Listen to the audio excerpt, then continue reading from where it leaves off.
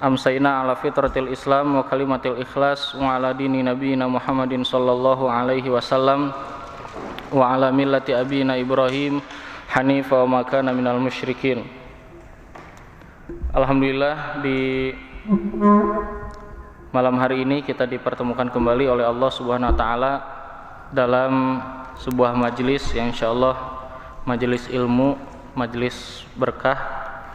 Kita mengkaji ayat-ayat Allah Subhanahu wa taala untuk lebih mengenal lagi, mengenal Allah, mengenal din ini ya, mengenal Islam, sehingga kita bisa lebih dekat lagi kepada Allah Subhanahu wa taala sesuai yang diperintahkan oleh Allah Subhanahu wa taala. Malam hari ini kita akan melanjutkan kajian tentang surat atau pertanyaan daripada orang-orang musyrikin yang pekan lalu sudah dibahas ya. Saya review sedikit. Jadi pekan lalu orang-orang musyrikin sudah dikaji ya. Orang-orang musyrikin datang kepada Rasulullah SAW mengetes ya, mengetes Nabi Muhammad SAW atas saran dari orang-orang Yahudi. Jadi sana tes Muhammad gitu. Orang Yahudi itu kebiasaannya gitu. Kalau nanya bukan cari ilmu, tapi untuk ngetes aja. Itu kebiasaan orang Yahudi ya, tahu Nabi Muhammad itu nabi tapi bukan untuk dapat kebenaran, bukan. Jadi orang musyrikin datang ke orang Yahudi, kemudian kata orang musyrikin, wahai Yahudi, apa sarannya bagi kami untuk menjatuhkan Muhammad? Kata orang Yahudi, tes aja dia dengan beberapa pertanyaan, kalau bisa jawab ya mungkin dia nabi, katanya gitu ya. Rubama innahun nabi, katanya gitu, bahasanya juga mungkin dia nabi, katanya gitu. Kemudian apa pertanyaannya? Pertanyaannya yang kemarin sudah kita bahas, ada 3 pertanyaan. Pertama, tanyakan kepada Muhammad sallallahu alaihi wasallam ya, tentang para pemuda yang pergi di pagi hari. Kemudian yang kedua, tanyakan kepada Muhammad sallallahu alaihi wasallam tentang orang yang keliling bumi ya, timur dan baratnya. Kemudian yang ketiga, tanyakan tentang ruh. Kemudian mereka datang kepada Rasulullah SAW menanyakan hal tersebut. Kemudian kata Rasulullah SAW, besok akan saya jawab ya, datang lagi aja ke sini. Jadi itu kata Nabi Muhammad SAW. Jadi berharap akan ada turun wahyu. Ternyata pas keesokan harinya tidak turun wahyu. Datang orang musyrikinnya, mana Muhammad jawabannya? Kata Rasulullah, oh, besok datang lagi aja, katanya. Saya akan kabari, saukhbirukum godan, saya akan kabari kalian guys besok hari. Kemudian besoknya datang lagi, ternyata tidak ada juga jawaban ya. Terus setiap hari begitu, cemas ya, Rasulullah kok nggak turun wahyu gitu ya. Kemudian sahabat juga cemas, bahkan beberapa sahabat yang baru masuk Islam merasa was-was, ini jangan-jangan ada apa-apa dengan Nabi Muhammad SAW ya. Nah setelah 15 hari barulah turun wahyu. Dan di antara wahyu yang Allah turunkan menjawab pertanyaan orang musyrik tadi yang 3 tadi dengan teguran kepada Rasulullah Shallallahu Alaihi Wasallam ya, yang kemarin sudah kita baca ya, surat Al-Kahfi ayat 23 sampai 24 ya.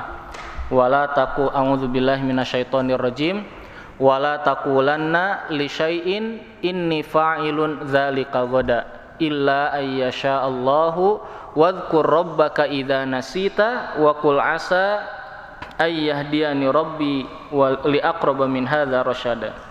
Wala taqulanna li syai'in inni fa'ilun dzalika ghada, janganlah engkau mengatakan untuk sesuatu ya, besok saya akan melakukan ini. Illa ayyasha Allah, melainkan ucapkan insya Allah. Wadhkur rabbaka idza nasita, kata Allah, ingatlah Allah kalau kamu lupa. Jadi Nabi Muhammad ditegur dengan ayat ini. Nah, setelah itu dijawablah oleh Allah Subhanahu wa taala pertanyaan tentang orang-orang musyrikin ini dengan kemarin sudah kita bahas. Pertama tentang Al-Fityah. Al-Fityah itu para pemuda Kahfi. Dan hari ini insyaallah kita akan masuk ke tentang Zulkarnain yang mengelilingi bumi. Namun sebelumnya kita akan bahas dulu satu kisah yang ada dalam Al-Qur'an sebelum Zulkarnain ya. Kemarin sudah saya sampaikan bahwa di dalam surat Al-Kahfi itu ada 4 kisah ya, 4 kisah. Ada kisah siapa aja Pak? Ashabul Kahfi, kisah pemilik 2 kebun, kemudian kisah Nabi Musa dan Nabi Khidir, kemudian yang keempat kisah Dzulqarnain. Kenapa Allah Subhanahu wa taala menamai surat Al-Kahfi ini dengan Al-Kahfi, bukan surat Dzulqarnain ya, atau surat Musa ya, atau surat Khidir ya, atau Khudor ya, atau surat Ashabul Jannatain ya, pemilik dua kebun, enggak, dikasih namanya surat Al-Kahfi. Kenapa?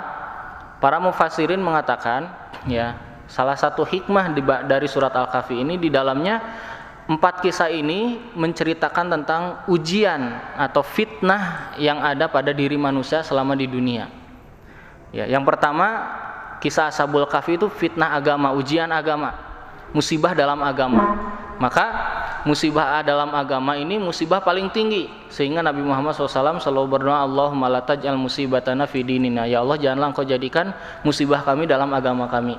Kalau orang miskin masih bisa bertahan, hilang harta masih bisa bertahan, tapi kalau agama, naudzubillah min dzalik, jadi keluar dari Islam, yang tadinya rajin di masjid jadi enggak rajin di masjid, yang tadinya suka ngaji jadi enggak ngaji ya, naudzubillah. Nah, kenapa? Karena fitnah agama itu paling besar. Jadi yang pertama ujian agama, yang kedua Ashabul Jannah ini ujian apa Pak? Harta. Jadi setelah ujian agama urutannya ujian harta. Ya, ujian harta, pemilik dua kebun, yang satu diberi harta kebun yang banyak, yang satu tidak. Dia merasa sombong dan merasa dirinya memiliki sesuatu yang hasil jerih payah dia, akhirnya oleh Allah dibinasakan. Kemudian diberi peringatan tentang harta ini. Kemudian yang ketiga ujian ilmu. Jadi pertama ujian apa? Agama, yang kedua ujian harta, yang ketiga ujian ilmu. Ujian ilmu itu siapa? Nabi Musa, nanti akan kita ceritakan. Nabi Musa alaihissalam itu ujiannya ujian ilmu. Ya, ada orang yang tanpa ilmu bisa celaka, tapi dengan ilmu juga dia bisa celaka. Ya, sombong, ya, kemudian merasa tinggi seperti itu. Kemudian yang keempat ujian yang dikenai atau dirasakan oleh Dzulqarnain, yaitu ujian kekuasaan. Nah, dari 4 ujian ini oleh Allah SWT dijadikan ujian agama itu paling besar, sehingga dikasih nama surat Al-Kahfi itu surat Al-Kahfi. Dan oleh Allah SWT setiap menceritakan ujian-ujian ini oleh Allah diberikan solusinya. Ketika Allah bercerita tentang Ashabul Kahfi, ya, bercerita menjaga agama itu berat, ya. Untuk beribadah kepada Allah istiqomah itu berat. Gimana caranya? Diceritakan tentang Ashabul Kahfi, dan di akhir ketika selesai menceritakan Ashabul Kahfi yang sukses ini, Allah SWT bilang begini, wasbir nafsaka ma'al ladzina yad'una rabbahum bil ghadati wal 'ashyi yuriduna wajha. Dan sabarlah kalian bersama orang-orang yang menyeru Rabbmu. Jadi untuk istiqomah, ya, ujian agama ini untuk kita tetap bisa di jalan Allah SWT dalam agama ini, solusinya dikasih sama Allah. Solusinya apa? Berjamaah. Ya, solusinya berjamaah bersama-sama. Wasbir nafsaka ma'al ladzina yad'una rabbahum. Satu, berjamaah. Yang kedua, harus sabar dengan mempertahankan agama ini. Nah, kemudian ketika Allah SWT menceritakan 2 pemilik kebun.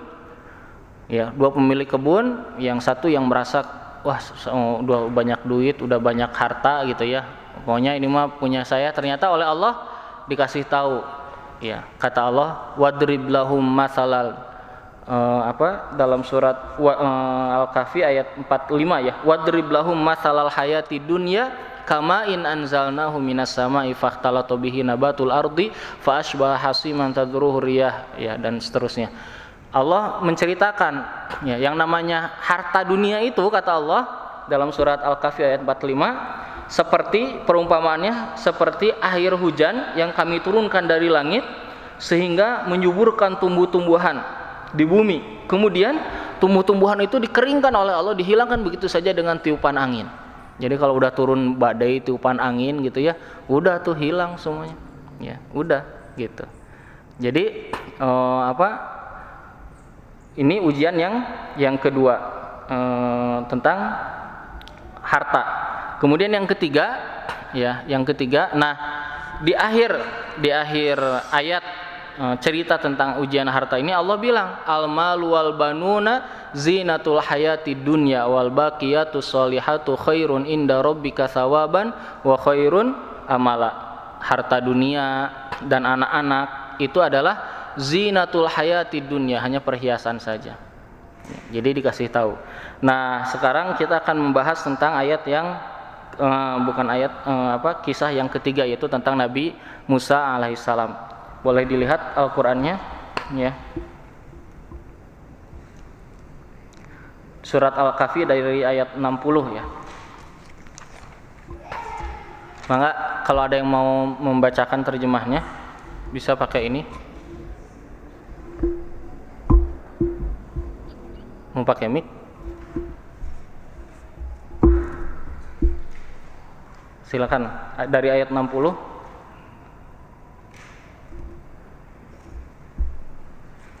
Boleh, Hasan silakan. Ya, pakai ini aja.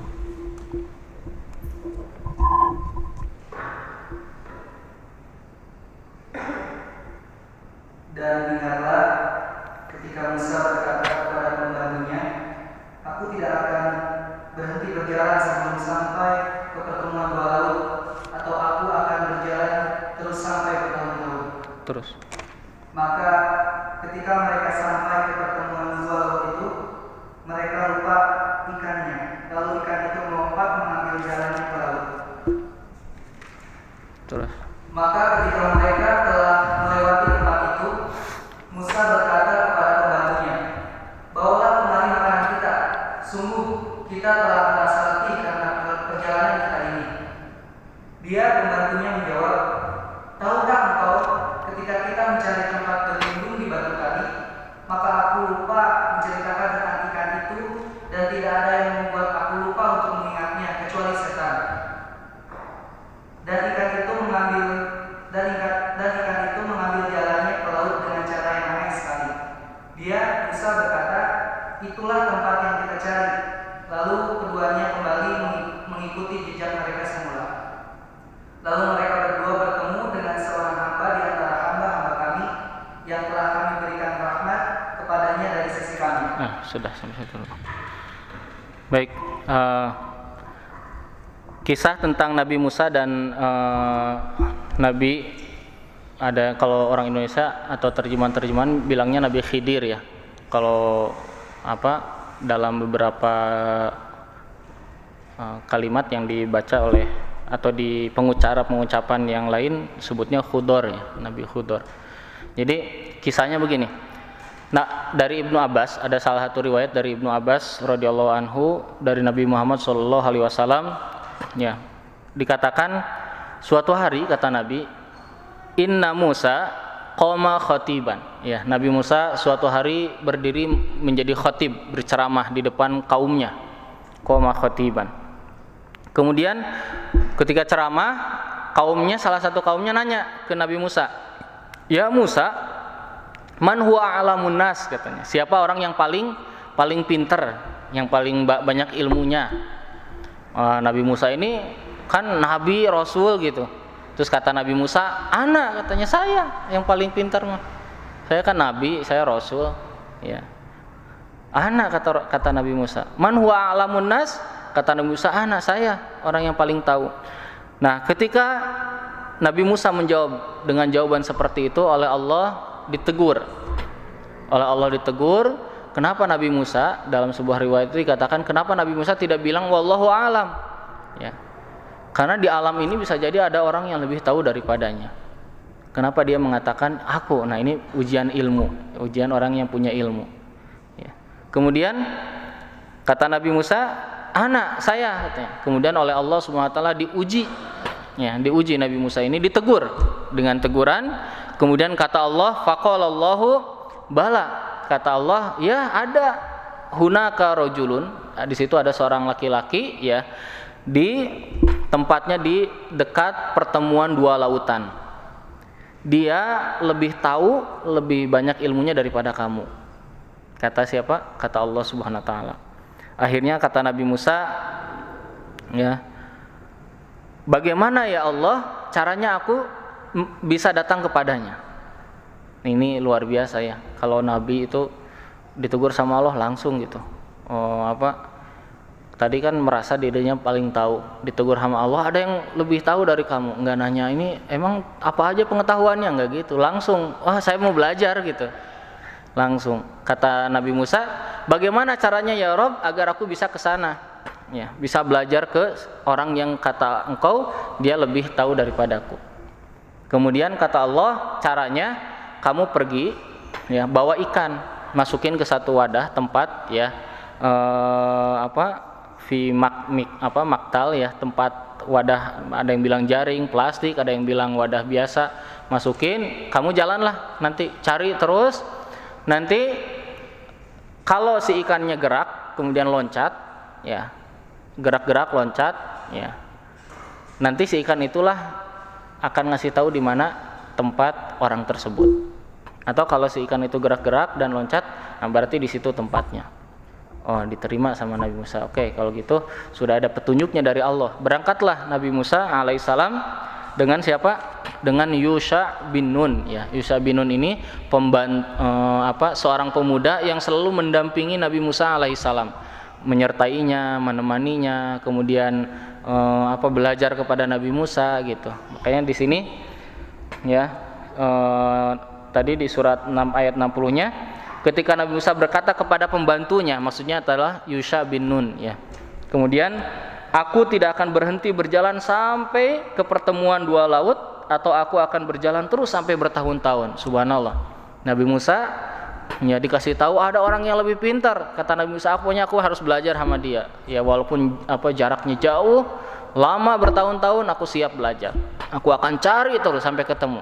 Ya. Kemudian berangkatlah mereka tuh, berangkat jalan ya, karena sudah capek tuh, sudah lama sekali perjalanan. Suatu waktu ya, satu tempat istirahat. Ketika istirahat tuh mereka tidur. Pas ketika tidur si ikannya gerak, ikannya udah mati ya. Dalam tafsir beberapa tafsir seperti tafsir Qurtubi, Tobari ya diceritakan, itu si ikannya ikan mati terus bergerak, terus loncat, terus mencari perairan gitu. Kemudian si pembantunya ini, si pemuda ini bangun, lihat, setelah lihat mau ngasih tahu Nabi Musa, nggak enak, Nabi Musa lagi tidur. Kata pemuda ini, nanti aja kalau bangun saya kasih tahu Nabi Musa, udah aja. Nah udah istirahat lagi. Pas Nabi Musa bangun, lupa si pemuda ini ngasih tahu Nabi Musa alaihissalam. Akhirnya jalan ya, udah jauh sekali ya. Ayat 61-nya tadi apa? Maka ketika mereka sampai ke pertemuan dua laut, mereka lupa ikannya. Lalu ikan itu melompat mengambil jalannya ke laut itu. Jadi lupa, Nabi Musa itu tidak dikasih tahu oleh pemuda itu, mereka jalan aja. Padahal si ikannya udah nggak ada. Ya, ikannya udah ada. Nah, falamma jawaza qala lifatahu atina ghada'ana. Ketika mereka telah melewati tempat itu, ya, Musa ya, berkata kepada pembantunya. Jadi ketika udah jauh jalan, lapar nih, lapar ingin makan. Nabi Musa bilang ke pembantunya, atina ghada'ana, bawalah kemari makanan kita, katanya gitu. Wah, ikan itu kita makan aja lah. Nah, sungguh kita telah merasa letih karena perjalanan kita ini.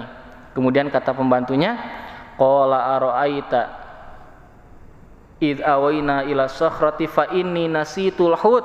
Ya, kata pembantunya, tahukah engkau ketika kita mencari tempat berlindung di batu tadi, jadi waktu tadi istirahat itu, ya, maka aku lupa menceritakan tentang ikan itu, dan tidak ada yang membuat aku lupa untuk mengingatnya kecuali setan. Subhanallah ya, si pemuda ini langsung menyandarkan perbuatan jelek kepada setan. Dan ikan itu mengambil jalannya ke laut dengan cara yang aneh sekali. Ya, wattakhadha sabilahu fil bahri ajaba.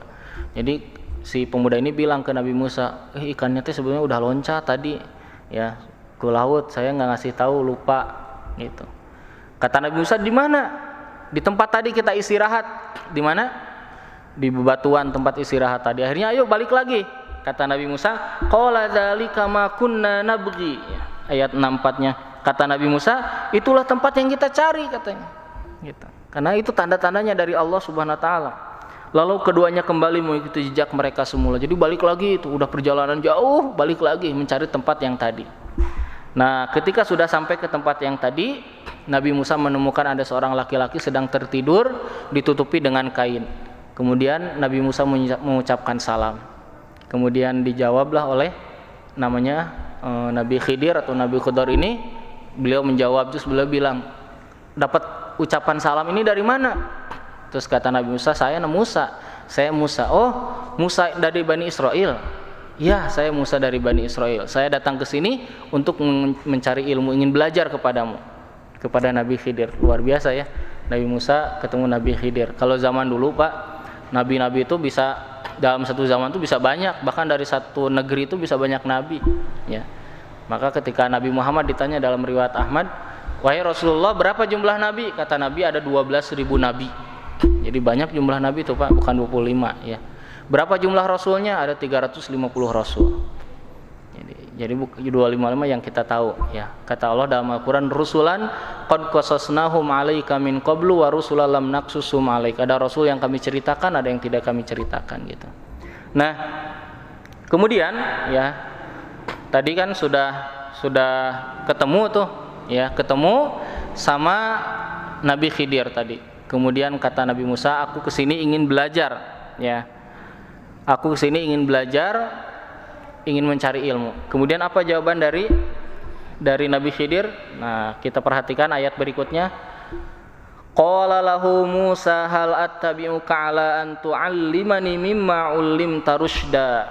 Musa berkata kepada Nabi Khidir, bolehkah aku mengikutimu agar engkau ajarkan kepadaku ilmu yang benar yang telah diajarkan kepadamu untuk menjadi petunjuk?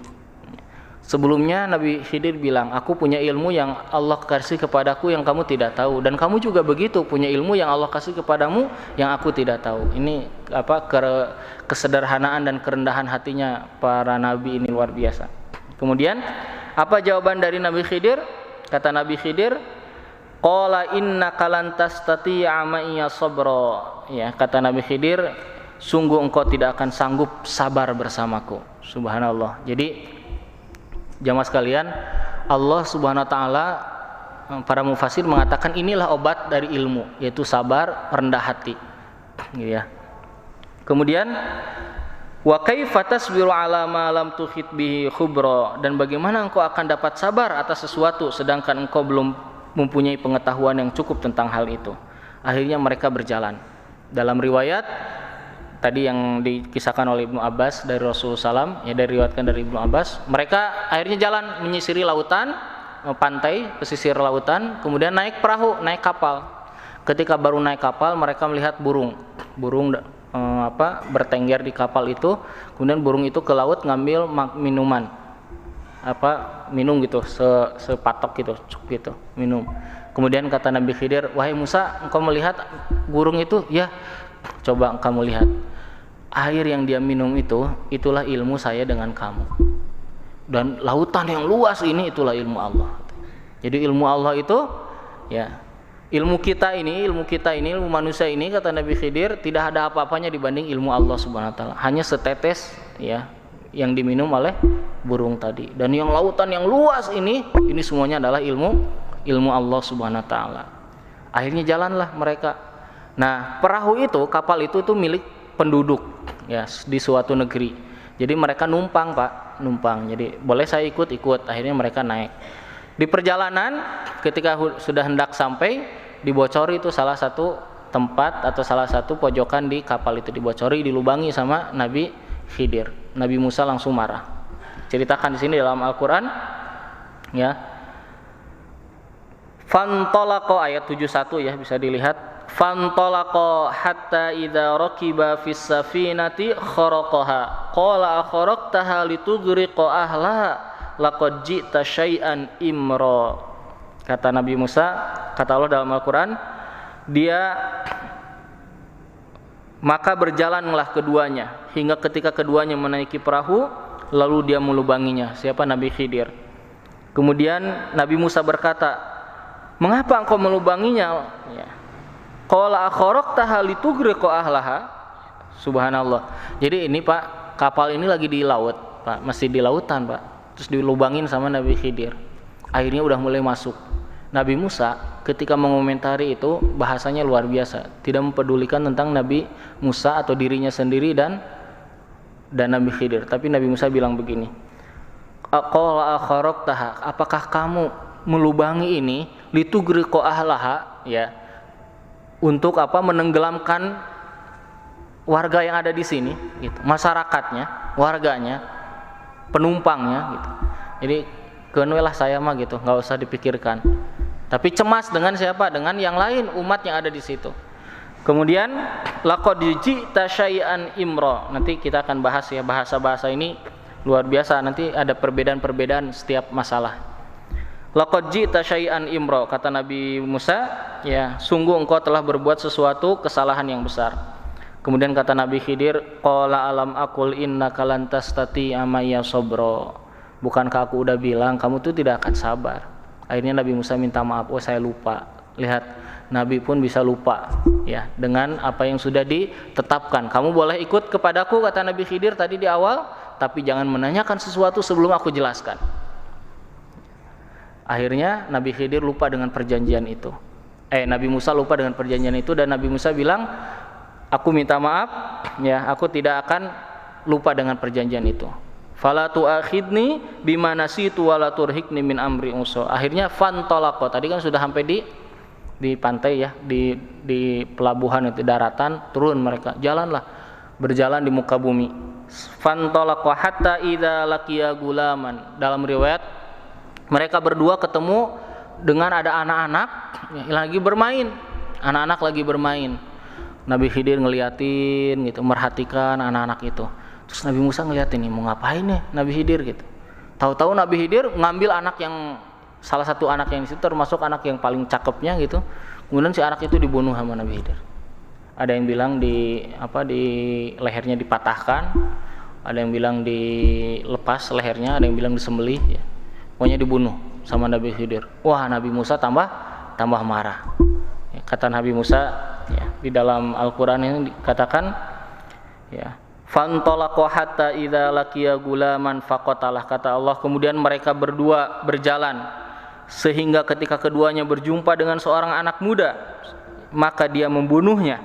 Kemudian Musa berkata, mengapa engkau membunuh jiwa yang bersih ya, membunuh jiwa yang bersih, bukan karena dia membunuh orang lain. Sungguh engkau telah melakukan sesuatu yang sangat mungkar.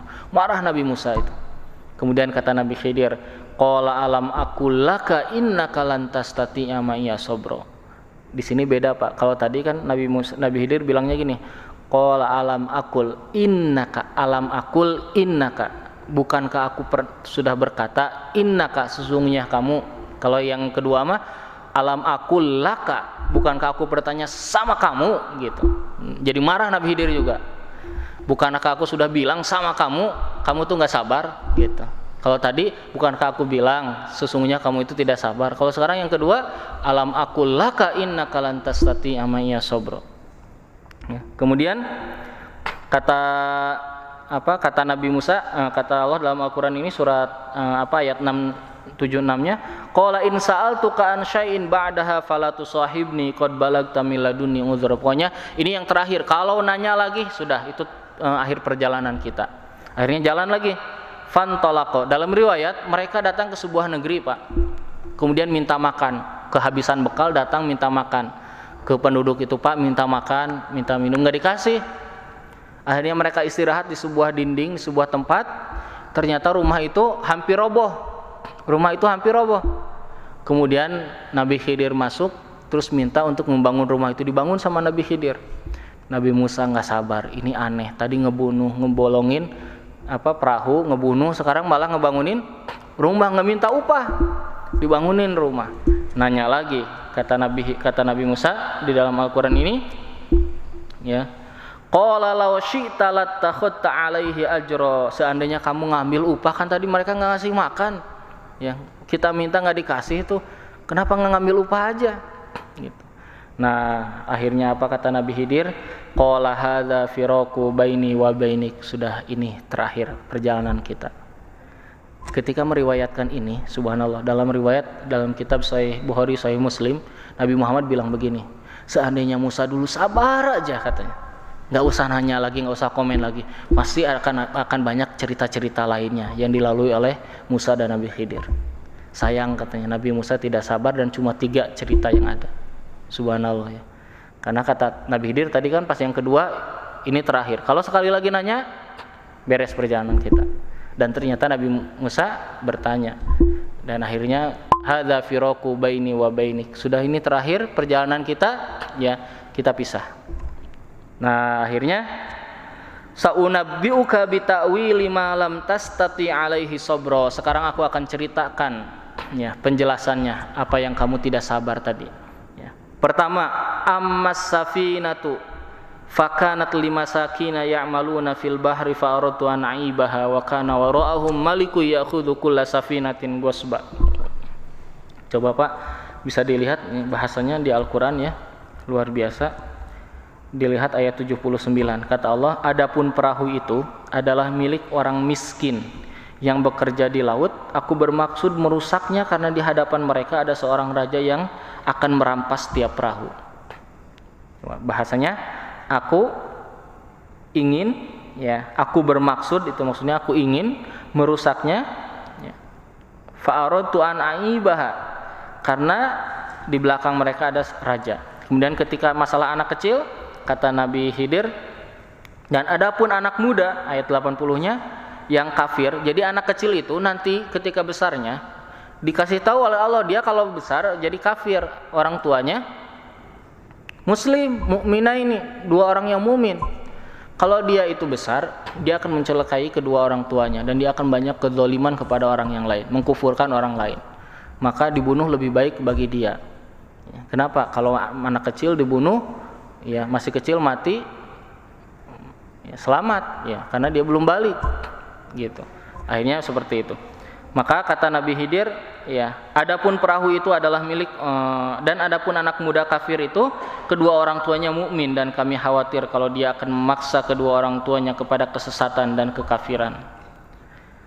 Kemudian kami menghendaki sekiranya Tuhan mereka menggantinya dengan seorang anak lain yang lebih baik kesuciannya daripada anak itu dan lebih sayang kepada ibu bapa. Ya, jadi ini nanti ada masalah fikihnya juga ini ya, tentang anak kecil itu gimana kalau meninggal. Ya, kalau anak kecil orang kafir gimana? Ya. Ya, sudah azan ya? Gimana?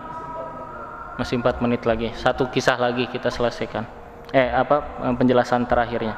Dan adapun dinding rumah itu adalah milik 2 anak yatim di kota itu, yang di bawahnya tersimpan harta bagi mereka berdua, dan ayahnya seorang yang soleh. Maka Tuhanmu menghendaki agar keduanya sampai dewasa dan keduanya mengeluarkan simpanannya itu sebagai rahmat dari Tuhanmu. Apa yang kuperbuat bukan menurut kemauanku sendiri. Itulah keterangan perbuatan-perbuatan yang kau tidak sabar terhadapnya. Oh Bapak, itu penjelasan yang ketiga kenapa Nabi Khidir membangun bangunan. Sekarang saya minta Bapak yang megang Quran coba lihat ayatnya. Ayat 81, 82, 83, 8 dari 80 ya. Dari 80. Lihat ayatnya, ammal gulamu, ya. Mohon maaf, dari ayat 79 ya. Amma safinatu fakanat limasakina ya'maluna fil bahri. Kemudian ada bahasa fa'aradtu an aibah. Fa'aradtu, ada enggak? Fa'aradtu itu maksudnya aku ingin. Jadi Nabi Musa ngasih tahu nih, perbuatan ini mocorin ini aku ingin gitu. Jadi ini perbuatan, menyandarkan perbuatan itu kepada siapa? Dirinya sendiri. Aku menginginkan apa gitu. Kemudian yang kedua, ketika membunuh anak kecil, coba dilihat ya. Ayat 81, ketika menceritakan tentang anak kecil, wa ammal gulamu fakana abawahu mu'minaini fa khashina yurhiqahuma tughyana wa kufra. Ayat 81-nya fa'aradna, dan kami menginginkan, ya. Kembali kepada dirinya lagi, kepada Nabi Khidir. Kenapa? Ini membunuh perbuatan jelek. Tapi lihat coba ketika Nabi Khidir menjelaskan tentang membangun rumah. Ayat 82-nya. Coba dilihat ayat 82-nya. Fa'arada rabbuka, ya. ketika menjelaskan, nah ini nih kalau ngebangun bangunan ini, fa'arada rabbuka, Rob kamu Musa menginginkan agar hartanya nanti terjaga, kalau anaknya sudah dewasa dia bisa memanfaatkan harta itu. Coba dilihat, subhanallah, Nabi Khidir ketika menjelaskan tiga ini dengan kalimat berbeda-beda. Tapi lihat ya, lihat di ayatnya. Lihat di ayat 82, kata Nabi Khidir, wa ma fa'altuhu an amri, aku tidak melakukannya melainkan atas perintah Allah Subhanahu wa taala. Apa yang kuperbuat ini bukan untuk menurut kemauanku sendiri, ini perintah dari Allah semua yang tiga tadi. Tapi kenapa Nabi Khidir membedakan pengungkapannya yang tiga tadi? Kata para ulama, Nabi Khidir punya adab yang baik kepada Allah. Ketika ada perbuatan buruk yang tadi di mata manusia buruk, membocorkan, membunuh, maka disandarkan kepada dirinya, padahal itu perintah Allah Subhanahu wa taala. Tapi ketika Nabi Khidir cerita tentang apa? Nabi Khidir membangun kan bagus di mata manusia, maka disandarkan langsung kepada Allah Subhanahu wa taala. Nah, itu apa hikmah dari kisah Nabi Musa. Insyaallah nanti kita akan lanjutkan lagi. Bismillahirrahmanirrahim. Alhamdulillah, wassalatu wassalamu ala Rasulillah wa ala alihi washabihi ajmain. Asyhadu an la ilaha illallah wa asyhadu anna Muhammadan abduhu wa rasuluh. Kita akan lanjutkan kajian yang tadi sudah kita bahas dari surat Al-Kahfi tentang kisah Nabi Musa alaihissalam dengan Nabi Khidir atau Khudor ya. Kalau kita lebih banyak sering mendengarnya Khudor. Tadi sudah kita ceritakan ya dari awal atau hadis yang disampaikan dari Ibnu Abbas tentang kisah Nabi Musa bertemunya dengan Nabi Khidir dan apa penyebab pertemuannya ya, yaitu tadi Nabi Musa ditanya oleh umatnya, siapa yang paling tahu wahai Nabi Musa? Man a'lamun nas, kata Nabi Musa, ana, ya saya yang paling tahu. Siapa yang paling hebat ilmunya wahai Musa? Kata umatnya. Nabi Musa menjawab, saya, katanya. Oleh Allah ditegur, kata Allah, ada orang yang lebih pintar dari kamu, yaitu Nabi Khidir. Akhirnya dipertemukan dan banyak pelajaran. Dan di dalam hadis yang diriwayatkan dari Sahih Bukhari dan Muslim ini diceritakan bahwa akhir pertemuan Nabi Khidir itu adalah ketika tadi Nabi Musa bertanya terus sampai 3 kali. Kata Nabi Muhammad SAW, seandainya Nabi Musa dulu sabar, ya, tidak banyak bertanya dulu, mungkin akan banyak cerita-cerita atau kisah-kisah yang dilewati oleh mereka berdua. Apa pelajaran dari kisah Nabi Musa dan Nabi Khidir? Pertama, perintah untuk tawadu, ya, rendah hati. Jadi kan surat Al-Kahfi itu tadi sudah kita bahas di awal. Pertama kisah Ashabul Kahfi, itu ujiannya apa? Agama. Yang kedua kisah pemilik 2 kebun, itu ujian harta, ya. Yang ketiga adalah Nabi Musa, yaitu ujian ilmu, ya, ujian ilmu. Orang dengan ilmu bisa selamat, tapi dengan ilmu juga orang bisa celaka, ya, bisa sombong, bisa ria, bisa merasa diri paling hebat. Akhirnya sudah tidak perlu belajar lagi, tidak perlu ngaji lagi, pokoknya saya sudah tahu, ya, sehingga duduk mendengar itu lebih berat daripada menyampaikan, ya.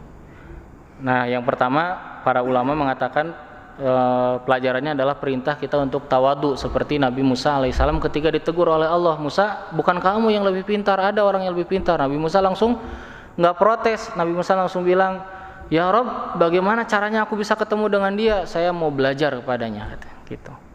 Bayangkan Nabi Musa berjalan, ya, bertahun-tahun, jarak yang sangat jauh sekali untuk belajar bertemu dengan Nabi Khidir. Kemudian yang kedua, kewajiban tunduk pada syariat sekalipun tidak masuk akal, ya. Tadi anak kecil itu dibunuh masuk akal nggak? Nggak masuk akal, ya.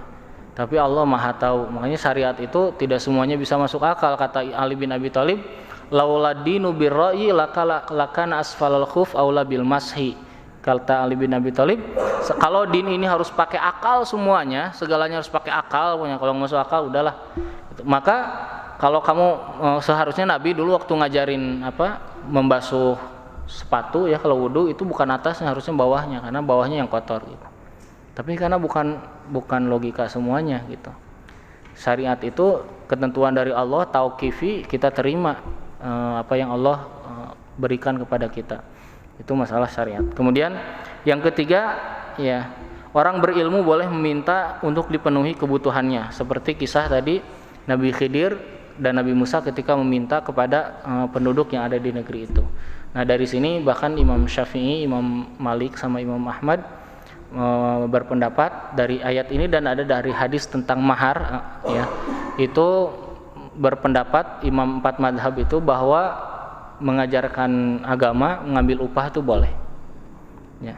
Salah satu dalilnya selain dalil kisah Nabi Musa ini adalah dalil dulu ada sahabat, ya, jadi Rasul sedang duduk dengan para sahabat, tahu-tahu ada Sahabiah datang, kata sahabiah, ya Rasulullah, saya ingin menikah dengan engkau. Bayangkan, menawarkan diri kepada Rasulullah. Kata Rasul, terus Rasul melihatnya, terus Rasul diam.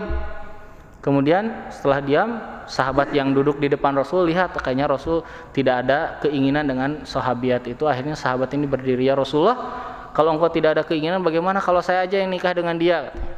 Kemudian ditanya sahabiahnya, kamu mau nggak, berkenan nggak nikah dengan sahabat ini? Kata sahabiahnya, ya aku berkenan.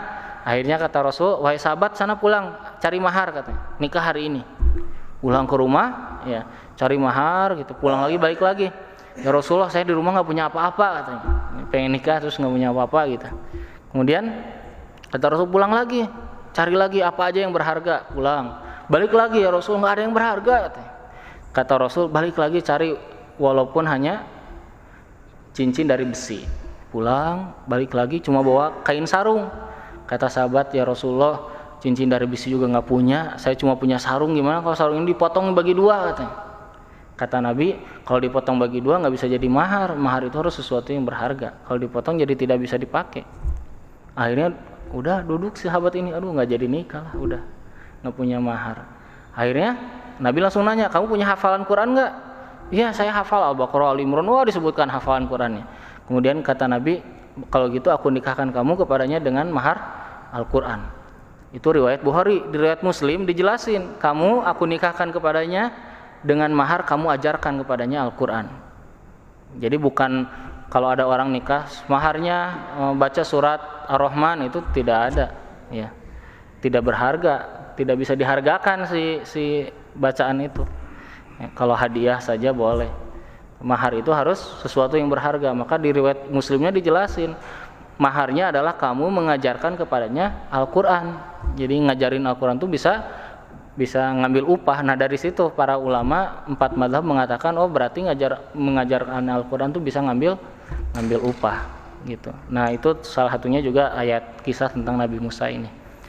Nah, itu luar biasa kalau para ulama itu lihat satu hadis udah pikirannya kemana-mana, ya. Imam Syafi'i itu dalam satu malam baca hadis pendek, pagi-pagi bisa dapat 1000 masalah fikih dalam satu malam.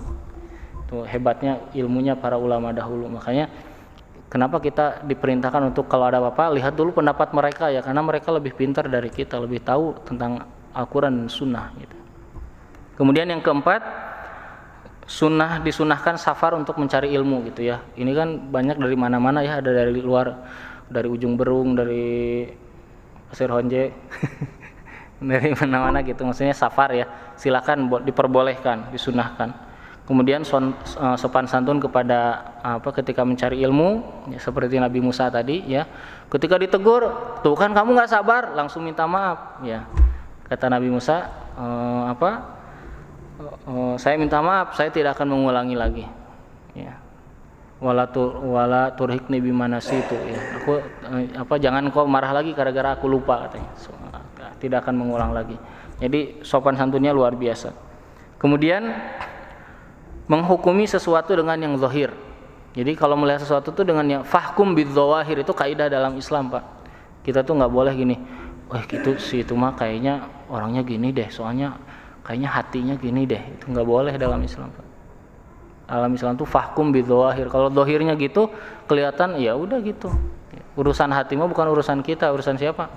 Allah Subhanahu wa taala, ya. Itu kaidah dalam Islam, fahkum bidzawahir. Hukumilah seseorang itu dengan yang zahirnya, yang nampak oleh mata kita. Yang tidak nampak tidak boleh kita menghukuminya, ya. Kemudian yang berikutnya, akhafud dararain, ya, menceritakan tentang hikmah berikutnya adalah ketika ada dua madorot yang besar, ambil madorot yang paling kecil. Kayak tadi Nabi Khidir membocorkan perahu, ya, mana madorotnya diambil perahu semuanya atau dibocorkan perahunya gitu. Ambil madorot yang paling kecil, itu diperbolehkan dalam urusan apapun, ya. Makanya ada namanya fikih prioritas, ya, mana prioritas 1, kedua, ketiga gitu. Kemudian yang ke-8, ya, tentang menceritakan hikmahnya adalah bahwa setan selalu memberikan sifat was-was kepada kita, sering was-was gitu Pak, ya. Kita tuh sering bingung ini dalam berbagai hal, coba aja di jalan, sholat, ya, duduk, baca, sering was-was kan, was-was, tadi teh saya baca ini enggak ya, saya gitu. Setan tuh gitu kerjaannya, bikin orang was-was. Makanya surat An-Nas itu kan apa, min syarril waswas sil khannas. Jadi dari apa, bisikan-bisikan membuat was-was. Jadi was-was itu bahasa Arab, ya, diambil dari bahasa Arab. Kemudian diperintahkan beramal dulu baru berdakwah. Kemudian yang terakhir hikmahnya adalah bahwa hadis ahad itu dalam urusan akidah diterima. Apa hadis ahad? Ini panjang pembahasannya, kita tidak akan dibahas di sini. Hadis ahad itu intinya gini, yang diriwayatkan oleh satu gitu. Nggak banyak yang ngerawi, yang meriwayatkan, cuma dari satu jalur itu dari kalangan sahabat 1 orang, dari kalangan tabi'innya 1 orang, kalangan tabi'innya 1 orang gitu. Terus satu-satu. Kan biasanya satu hadis itu banyak yang meriwayatkan, yang mendengar tuh banyak. Ini cuma satu gitu. Jadi dari kalangan sahabatnya Muhammad Ibnu Abbas, dari tabi'innya Muhammad siapa, Hasan Al-Basri, tabi'innya siapa gitu. Sampai kepada Imam Bukhari gitu. Nah, itu diperbolehkan, diterima dalam urusan akidah, termasuk kisah ini. Baik. Sedikit, ya, kita akan masuk ke kisah yang berikutnya. Dalam pertanyaan tadi Nabi Muhammad ditanya tentang 3 hal, tentang pemuda yang pergi di pagi hari, yang kedua tentang seorang laki-laki yang mengelilingi bumi. Jadi dulu Pak pernah ada seorang laki-laki yang mengelilingi bumi barat dan timur, ya. Oh, kata siapa kok bisa gitu, dari mana ya? Al-Qur'an yang bilang. Kita buka Al-Qur'an ya Pak, ya.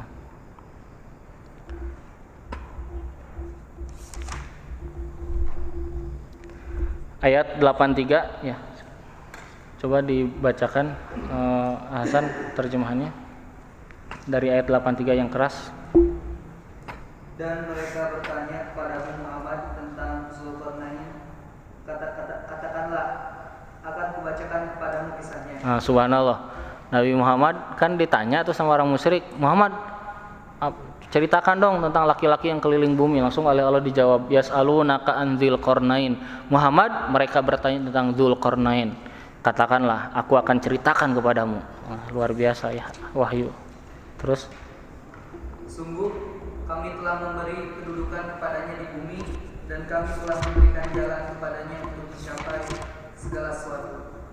Maka dia pun menempuh suatu jalan, hingga ketika dia telah sampai di tempat matahari terbenam, dia melihatnya matahari terbenam di dalam laut yang berlumpur hitam. Dan di sana ditemukannya suatu kaum tidak beragama. Kami berfirman, wahai Zulkarnain, engkau boleh menghukum atau berbuat kebaikan atau mengajak beriman kepada mereka. Dia Zulkarnain berkata, barang siapa berbuat zalim, kami akan menghukumnya. Lalu dia akan dikembalikan kepada Tuhannya. Kemudian Tuhan mengazabnya dengan azab yang sangat keras. Adapun orang yang beriman dan mengerjakan kebajikan, maka dia mendapat pahala yang terbaik sebagai balasan, dan akan kami sampaikan kepadanya perintah kami yang mudah. Nah, sudah sih dulu. Bapak, ya, dan ibu-ibu yang dirahmati Allah, sebelum kita ceritakan tadi membahas yang sudah dibacakan ayatnya, siapa Dzulqarnain itu, Pak? Dzulqarnain ini para ulama berbeda pendapat. Kalau artinya apa, Pak, Dzulqarnain itu? Pemilik 2 tanduk, Pak. Ya, tadi ada anak SMP, ya, saya ngisi. Namanya katanya Dzulqarnain, apa bapaknya terus tahu nggak artinya apa? Nggak tahu. Pemilik 2 tanduk. Kaget langsung, pemilik 2 tanduk Dzulqarnain itu artinya, ya. Nah, Dzulqarnain ini kenapa dikasih nama Dzulqarnain? Ya, kenapa dikasih nama Dzulqarnain? Di dalam tafsir Qurtubi ada 10 pendapat tentang penamaan Dzulqarnain. Yang pertama, saya tidak akan baca semua, hanya bagian-bagian aja yang penting, ya. Yang pertama, ini riwayat dari Ali bin Abi Thalib. Ya, dikatakan bahwa Dzulqarnain ini dulu ya berdakwah ke suatu kaum, terus dipukul dengan tanduk. Ada yang mengatakan dipukul tanduknya. Ya. Kemudian meninggal. Setelah meninggal, kemudian gobaroz zaman ya zamanan. Kemudian zaman udah berlewat. Kemudian summa ba'atsahullah, Allah bangkitkan lagi dia, dihidupkan lagi. Dakwah lagi, terus dipukul lagi. Meninggal lagi, terus dibangkitkan lagi, maka disebut Dzulqarnain. Ya, itu pendapat yang pertama. Pendapat yang kedua, kenapa disebut Dzulqarnain? Ini dari Ibnu Abbas. Kata Ibnu Abbas, kenapa disebut Dzulqarnain? Karena dia orang yang sudah mendatangi dua tanduk, maksudnya apa? Dua tempat di mana terbitnya matahari dan terbenamnya matahari. Jadi timur dan barat itu sudah dia datangi. Ya. Kemudian yang ketiga, ya, ini dari Hasan, riwayat dari Hasan dikatakan dia dinamakan Dzulqarnain karena memang di kepalanya ada tanduk. Ada yang mengatakan rambutnya itu digulung seperti tanduk. Ya, Dzulqarnain.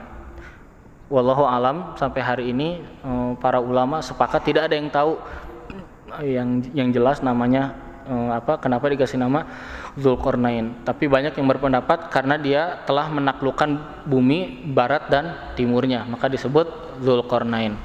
Nah, Dzulqarnain ini yaitu ada yang mengatakan nabi atau bukan nabi. Beliau ini adalah seorang raja yang soleh, beriman, baik ya, dan dai, suka berdakwah, berbuat kebaikan banyak di mana-mana. Itu Dzulqarnain.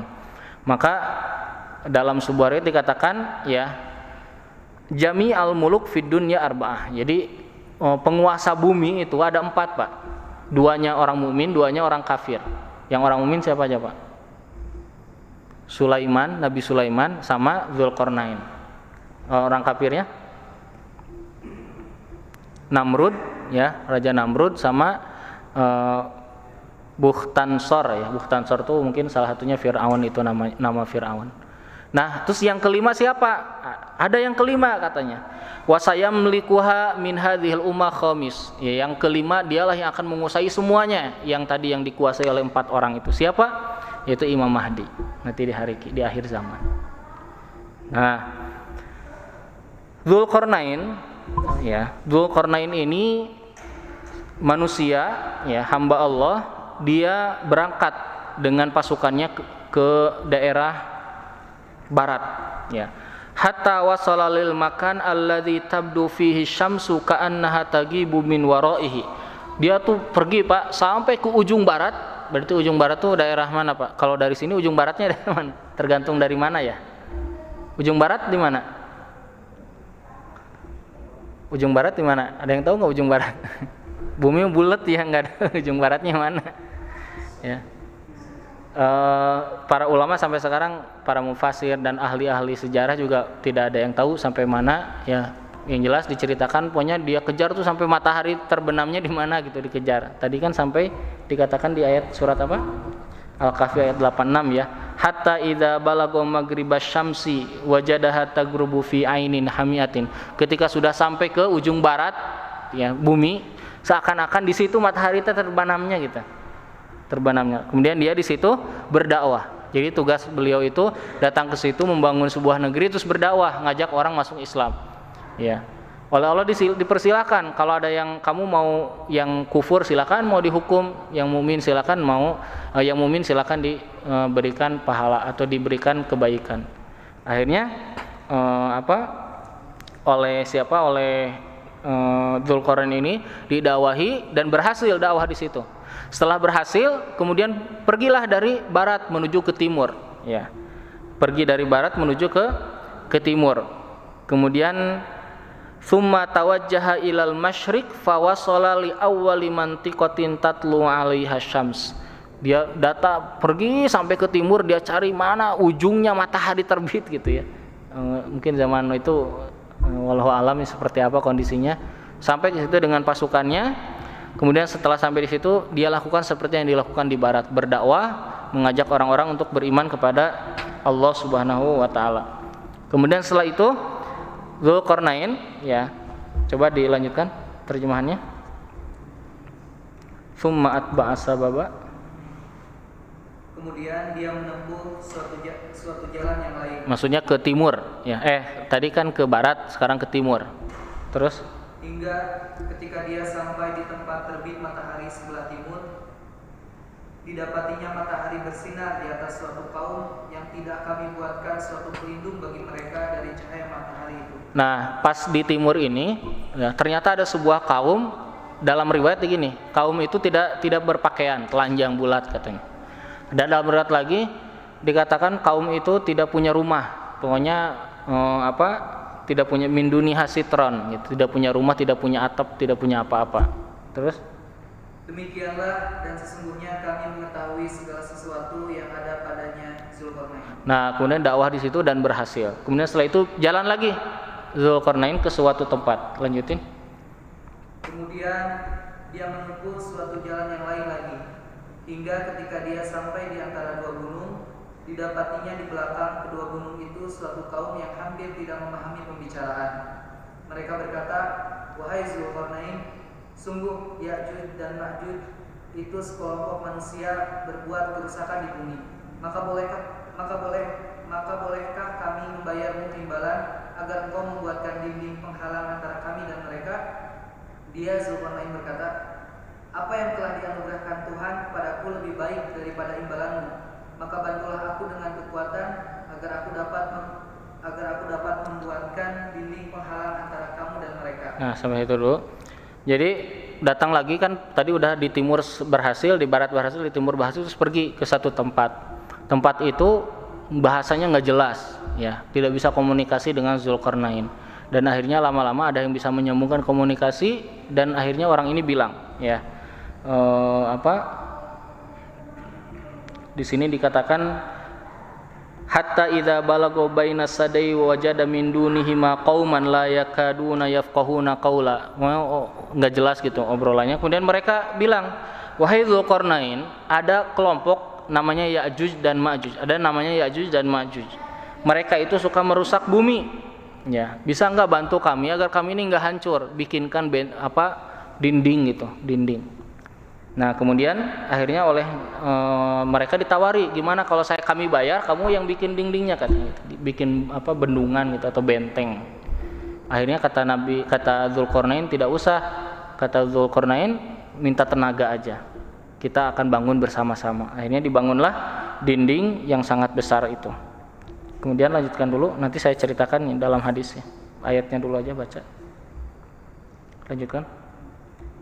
Berilah aku potongan-potongan besi, hingga ketika potongan besi itu telah terpasang sama rata dengan kedua puncak gunung itu, dia Zulkarnain berkata, "Tiuplah api itu." Ketika besi itu sudah menjadi merah seperti api, dia pun berkata, "Berilah aku tembaga yang berdidih, agar kutuangkan ke atasnya besi panas itu." Maka mereka, Ya'juj dan Ma'juj, tidak dapat mendakinya dan tidak dapat pula melubanginya. Dia Zulkarnain berkata, "Dinding ini adalah rahmat dari Tuhanku, maka apabila janji Tuhanku sudah datang, dia akan menghancur luluhkannya, dan janji Tuhanku itu benar. Dan pada hari itu, kami biarkan mereka, Ya'juj dan Ma'juj, berbaur antara satu dengan yang lain. Dan apabila sangkakala ditiup lagi, akan kami kumpulkan mereka semuanya." Nah, subhanallah ya, ini tuh kisah yang luar biasa. Jadi gini, Zulkarnain dulu membangun benteng bersama satu kaum, Pak. Bentengnya itu besar sekali. Para ahli arkeolog katanya sudah saya baca beberapa yang sudah beberapa kali ada yang pernah meneliti di mana tempatnya. Ya'juj dan Ma'juj ini adalah anak Bani Adam dari keturunan Nabi Nuh, ya. Keturunannya Nabi Nuh alaihissalam. Namanya itu dari keturunan Yafith, ya, dari anaknya Nabi Nuh alaihissalam. Keturunannya. Ya'juj ini, ya, Ya'juj dan Ma'juj ini manusia, ya, manusia tapi kerjaannya merusak bumi, ya. Mereka terus berkembang biak sangat banyak sekali. Nah, waktu itu sudah mulai merusak bumi dan mereka tuh tinggal di sebuah negeri terhalangi dengan dua gunung. Nah, kemudian dibangunlah benteng oleh Zulkarnain agar mereka tidak bisa melewati benteng itu dan tidak berbuat kerusakan di tempat yang lain. Sampai hari ini para ulama tuh sepakat sampai hari ini Ya'juj dan Ma'juj masih ada. Kenapa? Karena nanti di akhir zaman, kata Nabi, kata Allah juga tadi ayat surat 99-nya, ketika nanti sudah mendekati hari kiamat, mereka akan datang lagi Ya'juj dan Ma'juj itu akan datang ke bumi ya. Nah, begini, dalam sebuah hadis dikatakan yaqulullahu taala, Allah Subhanahu wa taala berfirman, ya Adam, ya, ini bukti bahwa Ya'juj dan Ma'juj itu manusia ya. Wahai Adam, kemudian Nabi Adam berkata labbaik wa sa'daik wal khairu fi yadaik. Kemudian kata Allah fayaqulu akhrij ba'san nar, keluarkanlah pasukan neraka. Kemudian Nabi Adam mengatakan, siapa pasukan neraka itu ya Allah? Mereka adalah min kulli alfin tis'umi'atin wa tis'ah wa tis'in, dari setiap 1000 itu 999 orang. Jadi 1999 orang masuk neraka gitu maksudnya. Satu yang masuk surga. Nangis semua orang-orang itu, takut dengan kondisi seperti itu. Kemudian Rasulullah SAW berkata begini.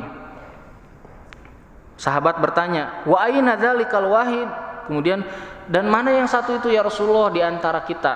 Kemudian kata Rasulullah SAW, absyiru, kabar gembira bagi kalian, fa inna minkum rajulan, kalau dari kalian itu hanya satu orang yang masuk nerakanya. Wa min Ya'juj wa Ma'juj alaf, dan dari Ya'juj dan Ma'juj itu 1000. Nah, ini bahwa Ya'juj dan Ma'juj itu adalah manusia, mereka nanti akan menjadi penghuni neraka. Sifatnya seperti apa Ya'juj dan Ma'juj itu?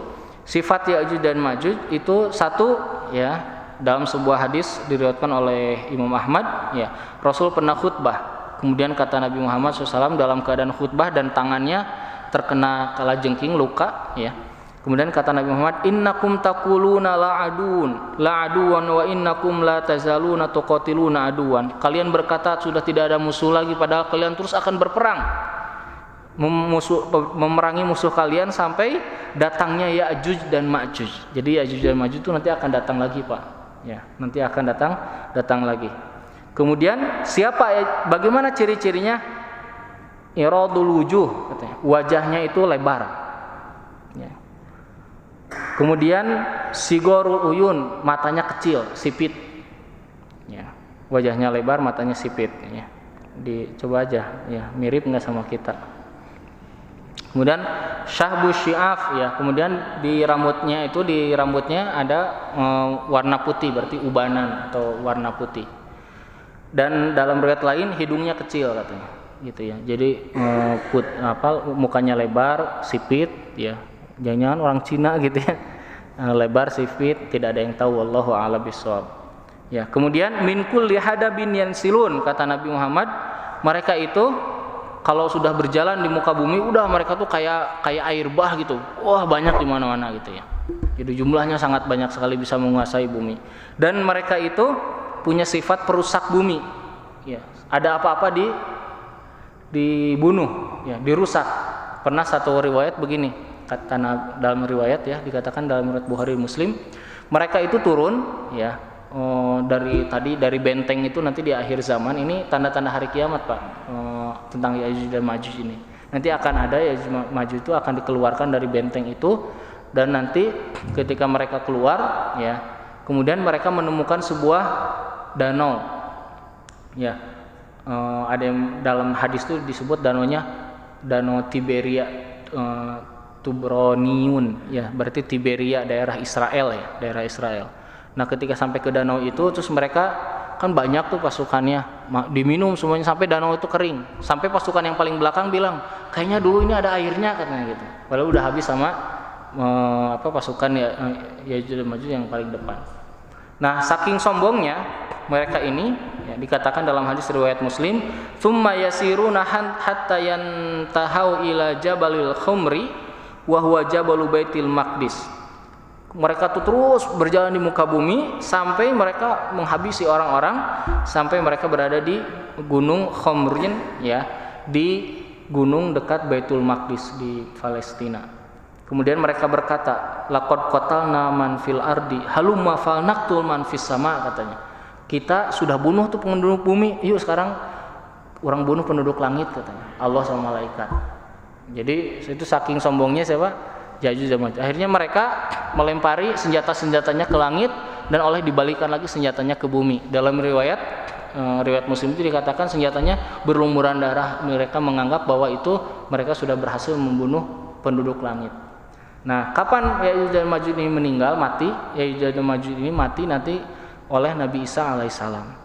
Jadi Nabi Isa nanti dikepung oleh Ya'juj dan Ma'juj, kemudian Nabi Isa berdoa kepada Allah, keluar dari leher-leher mereka belatung, kemudian mereka mati.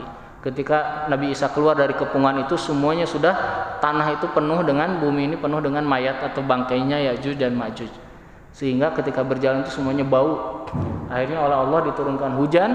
Kemudian setelah itu sebelum diturunkan hujan itu oleh Allah didatangkan burung-burung yang lehernya panjang. Ini riwayat Muslim Pak, sahih hadisnya. Lehernya panjang seperti unta. Kemudian diambil bangkai-bangkai Ya'juj dan Ma'juj itu kemudian dilempar. Dalam riwayat dikatakan ada yang dilemparnya ke laut, ada yang mengatakan wallahu alam kemana dilemparnya. Sampai bersih bumi, kemudian diturunkan hujan, kemudian ditumbuhkan lagi tumbuh-tumbuhan. Menjadi hilanglah bau bangkainya Ya'juj dan Ma'juj. Nah, ketika itu dulu ya, zamannya Zulkarnain itu kapan Pak? Ada yang tahu nggak Zulkarnain ini kapan? Ada yang bilang itu keturunannya Nabi Isa. Tidak ya, salah. Kenapa? Karena Zulkarnain ini pernah ketemu dengan Nabi Ibrahim alaihissalam. Jarak Nabi Isa dengan Nabi Ibrahim itu 2000 tahun. Ya, jadi tidak mungkin keturunan Nabi Isa. Ya, Nabi Isanya belum ada. Jadi adanya pada masa Nabi Ibrahim. Nah, ketika zaman Nabi Ibrahim ada Zulkarnain, sampai pernah ketemu ketika Zulkarnain haji ke Mekah. Kemudian setelah itu Zulkarnain membangun benteng tadi, luar biasa di Al-Qur'an ya, cara membangun bentengnya. Ya, dibangun benteng kemudian dengan bahannya apa? Besi-besi, ya, besi-besi dan timah. Kemudian setelah itu ditiupkan api sampai meleleh semuanya dan akhirnya kering dan tidak bisa ditembus dengan apapun. Ya, ini teknologi yang luar biasa, yang sangat canggih sekali ketika membangun benteng itu ya. Dalam sebuah riwayat dikatakan bahwa benteng itu ya, dibangun oleh Zulkarnain ya dengan wasilatun handasiyah, dengan wasilah teknologi yang canggih waktu itu. Ya, menggunakan besi-besi, potongan-potongan besi, timah ya. Sehingga tidak bisa digoyahkan dan tidak bisa dihancurkan, dan Ya'juj dan Ma'juj tidak bisa menaikinya, tidak bisa menaiki benteng tersebut. Ya.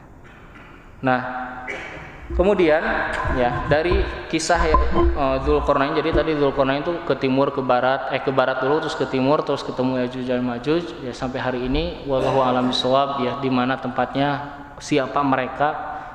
Yang penting kita adalah mengimani bahwa mereka ada ya. Kenapa kita harus mengimani ya? Begitulah kata Rasulullah SAW. Dalam sebuah riwayat dikatakan kalau ada orang yang mengatakan atau mencibir hadis Nabi, maka kata Nabi apa? Kamu patut menanyakan keislamannya. Ingat kata Nabi, kamu patut menanyakan keislamannya ya. Kalau ada orang mencibir hadis Nabi, hadis apaan ini, nggak masuk akal ya. Mencibir hadis Nabi, kata Nabi, dia patut dipertanyakan keislamannya ya. Jadi harus diterima semua apa yang datang ini. Kenapa? Karena salah satu daripada kisah Ya'juj dan Ma'juj ini berkaitan dengan hari kiamat Pak. Rukun iman itu ada 6. Salah satunya beriman kepada hari kiamat. Iman kepada hari kiamat itu bukan begini ya, saya beriman nanti akan ada hari kiamat, bukan gitu Pak. Beriman ada tanda-tanda hari kiamatnya, tanda hari kiamat yang kecil, tanda hari kiamat yang besar, akan hancurnya bumi ya, nanti semuanya akan mati kecuali Allah, nanti akan dibangkitkan lagi di padang mahsyar, ada kehidupan di alam barzah, ada mizan, timbangan ya, ada sirat, ada surga, ada neraka. Itu banyak sekali yang harus kita imani. Jadi bukan cuma mengimani nanti akan mati, kita semuanya udah nggak cukup. Salah satunya mengimani bahwa Nabi Isa nanti akan turun, akan ada Imam Mahdi, akan ada Ya'juj dan Ma'juj ya, dan ada berbagai tanda-tanda hari kiamat yang lainnya, yang sebagian sudah kita saksikan. Kenapa kita belum sebagian masyarakat suka mempertanyakan? Karena belum menyaksikan. Coba kalau udah menyaksikan. Contoh gini Pak, dulu Nabi ya ketika sedang dengan para sahabat bilang gini, Nabi, wahai sahabat, kata Nabi, salah satu tanda akhir kiamat itu nanti ya jazirah Arab akan hijau, sayur-sayuran dimudahkan, buah-buahan dimudahkan. Kepikiran nggak Pak waktu itu? Nggak kepikiran waktu itu Pak. Sekarang baru terlihat, iya ya, buah-buahan lebih murah di sana daripada di sini. Kata Nabi gini, salah satu tanda hari kiamat, umat Islam akan menyampaikan salamnya salam khusus. Kata sahabat, bagaimana salam khusus ya Rasulullah? Salam khusus itu adalah salam yang diucapkan hanya kepada orang yang dia anggap akrab saja atau kenal saja dengan dia. Kejadian nggak sekarang? Kejadian. Dulu mungkin waktu sahabat bilang begitu nggak kepikiran tuh sama. Ketika Rasul bilang nggak kepikiran sama sahabat, emang ada ya gitu salamnya. Sekarang kan gitu. Ya, kita pilih-pilih kalau salam. Terus ada lagi hadis gini kata Nabi. Salah satu tanda akhir zaman adalah hujan akan turun di sebuah negeri tapi tidak berkah. Kejadian nggak Pak? Kejadian. Kemarau panjang, giliran hujan banjir. Ya. Kejadian dulu zaman sahabat, mungkin sahabat emang ada ya Rasulullah gitu. Makanya iman kepada hari kiamat itu ya imani dulu. Ya, mungkin kita tidak mengalaminya, tapi harus mengimani dulu. Sahabat tidak mengalami kondisi sekarang kita seperti ini, ya. Tapi sekarang, ya, kita mengalaminya. Banyak sekali Pak hadis-hadis tentang hari kiamat. Di antaranya lagi gini kata Nabi, nanti tanda akhir zaman itu orang-orang akan yastahilunal hirra wal harira wal ma'azib katanya. Nanti tanda akhir zaman itu orang-orang itu akan menghalalkan sutra, minuman keras dan musik. Itu hadis sahih Pak. Ya. Nabi bilang begitu, kepikiran nggak oleh sahabat? Emang ada ya sutra, musik, minuman keras dihalalkan. Sekarang kan bebas. Ya. Nah itu makanya tentang hari kiamat itu kita pertama tentang hadis-hadis ini adalah mengimani semuanya, bahwa tentang Dzulqarnain sudah dikisahkan oleh Allah dalam Al-Quran. Ujiannya adalah ujian tentang popularitas, tentang kekuasaan. Maka Allah mengatakan di dalam kuncinya adalah oleh Allah disebutkan dalam Al-Quran surat Al-Kahfi ayat 103-nya. Qul hal nunabbiukum bil akhsarina a'mala. So, boleh dibacakan Hasan? Katakanlah Muhammad, apakah perlu kami beritahukan kepadamu tentang orang yang paling rugi perbuatannya, yaitu orang yang sia-sia perbuatannya dalam kehidupan dunia, sedangkan mereka mengira telah berbuat sebaik-baiknya. Jadi mengira sudah berbuat baik banyak, padahal sia-sia di sisi Allah Subhanahu wa taala. Jadi kuncinya apa? Ikhlas kepada Allah. Kalau beramal yang besar seperti Dzulqarnain tadi, ikhlas. Nah, dari 4 fitnah dunia yang dialami oleh manusia, dunia fitnah fitnah agama oleh Ashabul Kahfi, fitnah apa yang kedua? Harta oleh pemilik 2 kebun, kemudian fitnah ilmu Nabi Musa, kemudian yang keempat fitnah kekuasaan oleh Dzulqarnain. Kuncinya oleh Allah disebutkan di ayat terakhir surat Al-Kahfi. Silakan dibacakan. Katakanlah Muhammad, sesungguhnya aku ini hanya seorang manusia seperti kamu yang telah menerima wahyu bahwa sesungguhnya Tuhan kamu adalah Tuhan yang Maha Esa. Maka barang siapa mengharap pertemuan dengan Tuhannya, maka hendaklah dia mengerjakan kebajikan dan janganlah dia menyekutukan dengan sesuatu pun dalam beribadah kepada Tuhannya. Nah, 2 itu Pak kuncinya, ikhlas, tidak menyekutukan Allah, dan yang kedua memperbanyak amal soleh. Insya Allah dengan itu kita bisa selamat dari fitnah-fitnah tadi, walaupun tadi kunci-kuncinya sudah dikasih tahu juga oleh Allah Subhanahu wa taala. Ya, jadi itu sekilas tentang kisah Dzulqarnain, Ya'juj dan Ma'juj, ya. Mudah-mudahan kita tidak mengalami masa Ya'juj dan Ma'juj keluar, karena orang muslim itu, orang mukmin itu tidak akan merasakan hari kiamat, Pak. Ya. Nanti itu yang akan merasakan hari kiamat itu adalah orang-orang yang ketika hari kiamat terjadi itu ketika orang-orang beriman sudah tidak ada. Ya, mudah-mudahan kita tidak merasakan. Kapan terjadinya? Wallahu a'lam. Boleh nggak kita mengait-ngaitkan kisah-kisah ini dengan kejadian yang ada sekarang? Kita tawakuf saja. Tawakuf tuh mengimani, ya sudah gitu. Susah juga Pak dicocok-cocokkan kayak dulu ya. Tentang Dajjal itu banyak pernah mencocokkan sama yang orang India itu siapa namanya? Pernah ya dengar? India katanya itu tuh bener, dia kan bisa menghilang, bisa nyembuhin, menghidupkan yang mati. Wah ini Dajjal nih, mati, ternyata sekarang nggak ada. Ya, jadi susah memang. Kita pokoknya mengimani aja akan ada gitu. Dan kita jangan berharap akan ketemu. Ya, malah harus banyak berdoa tidak ketemu dengan mereka. Fitnah paling besar itu salah satunya apa? Fitnah Dajjal. Coba sehari Pak kita suruh minta berdoa kepada Allah berlindung dari fitnah Dajjal, itu yang paling yang wajibnya aja udah 5 kali sehari itu dalam tasyahud, dalam tahiyat akhir kan, wa min fitnatil mahya wa min fitnatil masih hidajal. Itu kenapa? Karena ujian paling berat itu di waktu itu Pak, ketemu dajjal itu. Jadi jangan berharap ketemu dajjal ya. Kalau ada dajjal di mana, wah berarti kita gawat itu ya, karena orang mukmin tidak akan ketemu dengan dajjal seperti itu. Mungkin itu saja untuk kajian kita di hari ini. Insyaallah nanti kita akan lanjutkan lagi kisah-kisah dari Al-Quran yang berikutnya, dan mudah-mudahan bermanfaat dari semua yang disampaikan, dan semoga kita bisa banyak mengambil pelajaran.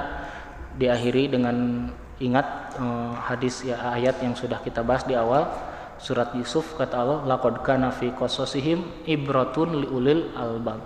Kisah-kisah yang ada dalam Al-Quran ini semuanya ibrah, pelajaran bagi orang-orang yang mau mengambil pelajaran. Jadi harus kita ambil pelajarannya, dan semuanya makana hadisan yuftaro, kata Allah, kisah-kisahnya bukan omong kosong yang dibikin-bikin. Kata kayak siapa sekarang tuh yang lagi ramai, orang temennya Ulil itu siapa namanya, lagi ramai itu, dia bilang Quran tuh buku dongeng katanya gitu. Quran tuh buku dongeng, dia bilang tuh di Twitternya kalau nggak salah, dia bilang gitu, Quran tuh buku dongeng. Wah, diserang habis-habisan oleh umat Islam, tapi ya orang yang begitu mah ya begitulah. Sampai ada orang Makassar tuh bilang, pokoknya dia kalau datang ke Makassar kita bunuh katanya gitu. Bilang gitu, saking keselnya sama orang ini. Kenapa dia bilang itu buku dongeng? Padahal kata Allah, makana hadisan yuftaro, kisah Al-Quran itu dalam surat Yusuf kita katakan, kata Allah, makana hadisan yuftaro, kisah Al-Quran itu bukan omong kosong yang dibikin-bikin, walakin tasdikon baina yadayhi, tapi kisah yang nyata yang datang dari Allah Subhanahu wa taala.